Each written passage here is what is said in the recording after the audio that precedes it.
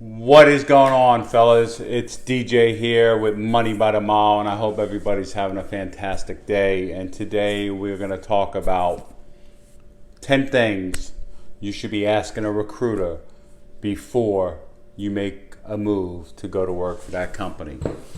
So I put together what I would think my 10 questions would be, what's important to me. Yours might differ from that list, but you can kind of put the questions together based on what I put together and go from there. So, hopefully you guys will get something out of this. If you like what we're doing in here, please take the opportunity and subscribe to the channel and hit the bell and give us one of these. And I'll come back with the list for you guys and we'll get this going.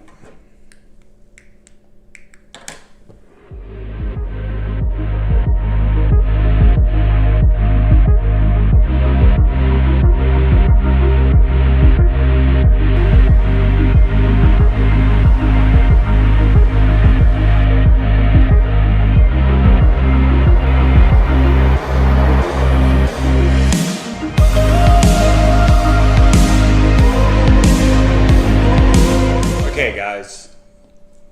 Number 10. This is like no certain order. This is just one of the 10 questions that you should be asking your recruiter. Number 10. What kind of equipment do you guys have? Okay. So what kind of equipment am I going to be driving?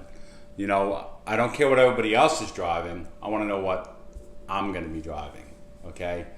When I get there, if I tell you I want to drive a Peterbilt, is that what I'm going to get, or are you going to give me whatever you feel is necessary at the time or what's there at the time? So you want to be very accurate in that question with your recruiter. Am I going to be getting the equipment that you're telling me I'm going to be getting? Okay? So that's, number 10. Okay? Number 9, still we're on the trucks. What kind of amenities does the trucks have? Does it have a refrigerator? Does it have an inverter? Does it have a top bunk? Does it have a bunk heater? Am I allowed to bring my dog? Can my cat come? These are the questions you need to be asking you guys. And you want to make sure, and don't be afraid to ask these recruiters. I want you to guarantee me in an email or before I change my whole life and come over, I want you to guarantee me that I'm going to be driving a 579 Peterbilt, 680 kW, ProStar, whatever they tell you. Just make sure that's what they're going to do. Okay? So next. So when I get to, let's say you live in Florida. When I get to Florida and you guys have a terminal down there, am I allowed to bring my equipment home, or do I have to come to the terminal? Do I have to drop the truck off and gather all my stuff and drive my car home? Is there a slip seat? If I go home on vacation for a week, are you going to give my truck to somebody else? If I'm go home if I'm sick, is my truck going to go somewhere? How much time do I have at home for PTO, being sick, or whatever it may be before you guys pull my truck for me? These are the questions you need to ask these people, because if you don't, believe me, they are going to do whatever they feel like it. And they still might, but that's what these mega carriers do. But you want to ask these questions. Okay, number 6. Talk a little bit about operations. These are questions that need to be handled. I'm going to try to put a couple in there. So, is this a forced dispatch? Do I have to take a load to New York City if my dispatcher offers it to me? Do I have to take a load to LA, downtown, if my dispatcher offers to? These are questions you want to know up front, because they will do it to you, because there's 1,000 other drivers that will not do it, and made that very clear. So you want to make sure you make yourself very clear. Also, while we're talking about operations, how much physical work do I have to do? Is this drop and hook? Is this, do I have to help unload the truck? I mean, it's not wrong with help unloading the truck if you're allowed to. Most places don't allow you to anyway, but you guys need to get some exercise while you're out there. Don't just sit behind that wheel. Make sure you stop at a rest area on your break, and don't, if you had a decent night's sleep the night before, get up and walk around, do some exercise, get that 30 minutes in, get some exercise in, do stuff like that. Number 5, how do you calculate the miles? Is it air miles? Is it road McNally miles? How do I get paid? So let's say, for example, guys, you live in Miami, okay? Your dispatcher says, okay, I got a load for you going to Jacksonville to Pittsburgh, Pennsylvania, okay? Whatever the mileage is from Jacksonville to Pittsburgh. Do I get paid empty miles from my home base, which is Miami, to Jacksonville, do I get loaded miles up to Pittsburgh? These are the questions you want to ask these recruiters. And if they can't answer them for you, then you want to stay away from that company, okay? Because they are hiding stuff, and you want to make sure that these people are not taking advantage of you, okay? Now we're going to get to the nuts and bolts. The top 4, I think, are pretty important, okay? Number 4. How much home time do I get? To me, home time was everything. I had more problems with companies because of home time due to anything.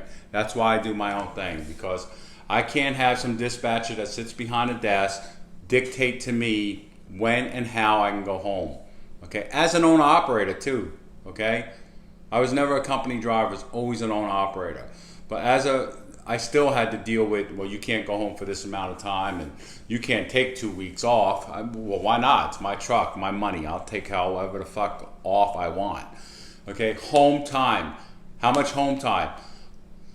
The going thing out here, I noticed in the freight industry, and I'm from the household goods side, but I have done freight and special products and high value products for all the big van lines like Atlas and United and all these guys. So it's normally 1 day per week is what they offer. If that works for you, hey, you want to go out for a month and come home for 4 days, and try to get your doctor appointments in and see the kids and maybe go see a play with take the kids out on a little. If that works for you, that's great, but that's the going rate.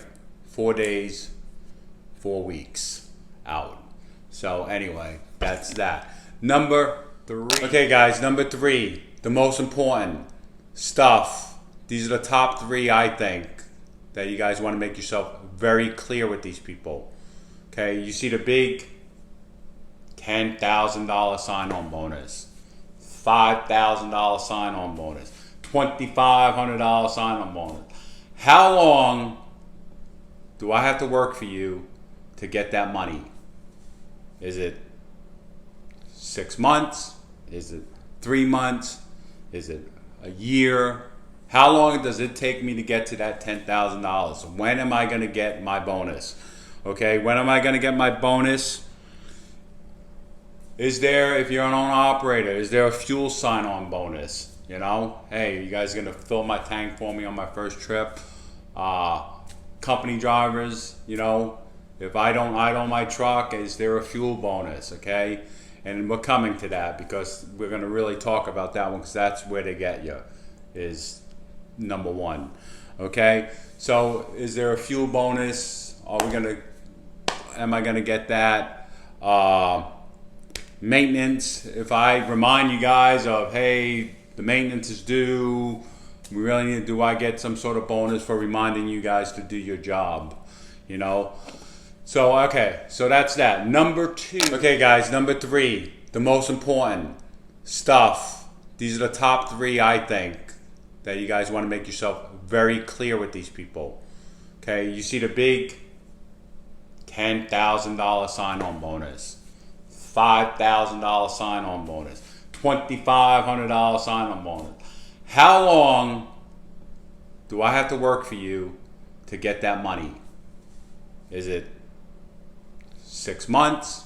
Is it 3 months? Is it a year? How long does it take me to get to that $10,000? When am I going to get my bonus? Okay, when am I going to get my bonus? Is there, if you're an owner operator, is there a fuel sign-on bonus? You know, hey, you guys are going to fill my tank for me on my first trip? Company drivers, you know, if I don't idle my truck, is there a fuel bonus? Okay, and we're coming to that because we're going to really talk about that one, because that's where they get you, is number one. Okay, so is there a fuel bonus? Am I going to get that? Maintenance, if I remind you guys of, hey, the maintenance is due, we really need, do I get some sort of bonus for reminding you guys to do your job? You know, so okay, so that's okay, guys. Number 2, how often are you going to give me a raise? Okay, when am I going to get a raise driving a company truck? Do I have to drive for you guys 10 years before I get a raise? I mean, am I going to stay at 50 cents a mile for 5 years, 3 years, 2 years, 1 year? How long? When will I get a raise? You know, so that's the top 9 I think you guys should be asking. And here is the number 1. Okay, number 1. What do I actually make per mile before bonuses? Okay, because listen, these big companies out there, like, you know, I'm gonna name maybe 1 or 2, because, you know, I don't like their integrity, but you know what, I'm not gonna do it. I'm gonna, even though they did just screw me, I'm gonna let it go. You guys know who I'm talking about, so we're not gonna put them in any more videos right now, but you guys know who it is because you guys watched the video. So anyway, what am I going to make them all? So am I going to make my minimum? What is my minimum dollar per mile if I don't put in the cameras, if I don't save fuel, if I don't get into any accident? What am I going to make per mile minimum? And I'll tell you guys, don't take less than 50 cents. Minimum 50 to 55 cents minimum. That's the going rate, and that's every carrier in the nation. Over 200-300 trucks that are begging for you guys to come to work for them, including myself. You know, I don't hire company drivers, but I do hire owner operators, and you gotta have at least 2 years of experience as an owner operator. But yeah, that's it, guys. That's the top 10 questions I would personally ask a recruiter before I went to work for any company. Okay, so I hope that helps. Again, if you like the information we're putting out, please subscribe to the channel, hit the bell, and give us one of these on this video. It really helps out the channel. We're trying to put some good stuff together for you guys and trying to bring you guys the most information, especially for you new guys getting into this rat race of a industry that we're in, you know, so you guys don't be taken advantage of. Anyway, so take care of yourself, drive safe, and we'll see you in the next video.